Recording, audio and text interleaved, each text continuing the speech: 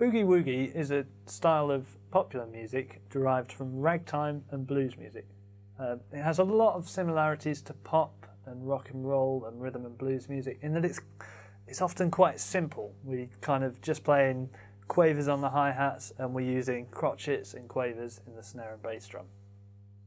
Now, one of the really nice things we can do on Boogie Woogie, which really sets it apart as a style, is we often add a second snare drum on the and of two. I'll show you how that sounds.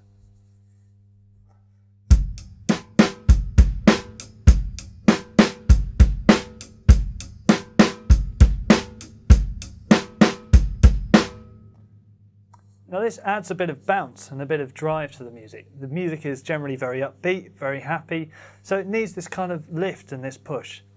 It's really nice actually when we're thinking about those two snare drums together, just to give the second one a bit more of a pop as well.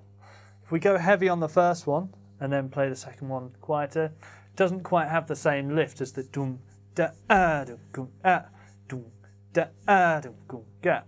I'll play it again for you.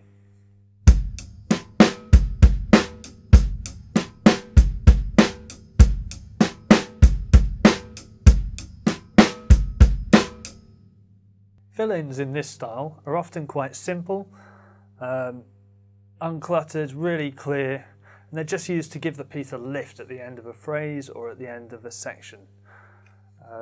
Now, it's really nice sometimes to try and lock into another part.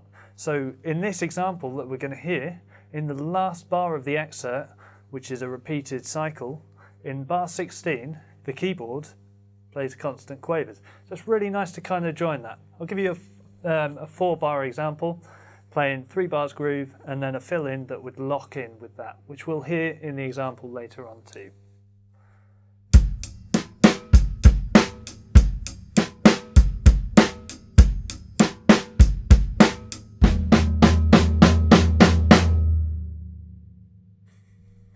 The solo break in this particular example gives us a bit of a chance to fill out and show what we can do. Although, having said that, we don't want to overcomplicate things, we want to keep things relevant to the style. So fill out a bit, but try not to overdo it. And another thing to think about is how are we going to play these grooves and these solos and these fills?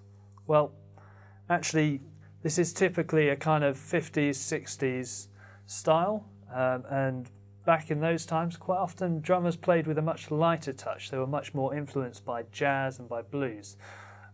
Rather than the later developments such as rock and funk and pop and like heavy metal. So we need to think about that when we're choosing how to play. So we're going to use a lighter touch. I would suggest playing with closed hi-hats or a nice crisp sound on the ride cymbal, rather than, you know, the heavy open hi-hats or crash cymbal sounds that we've been using in metal music, for example. So in the excerpt you're about to hear, you can hear a bit of variation and development, which is kind of what we want to do through our improvisation in this instance. And this comes various ways. You know, there's changing of the voices from ride cymbal and hi-hats. There's slight variations occasionally in the bass drum or snare drum patterns. And we're using fills effectively, and a creative and varied solo just to add a bit of spice.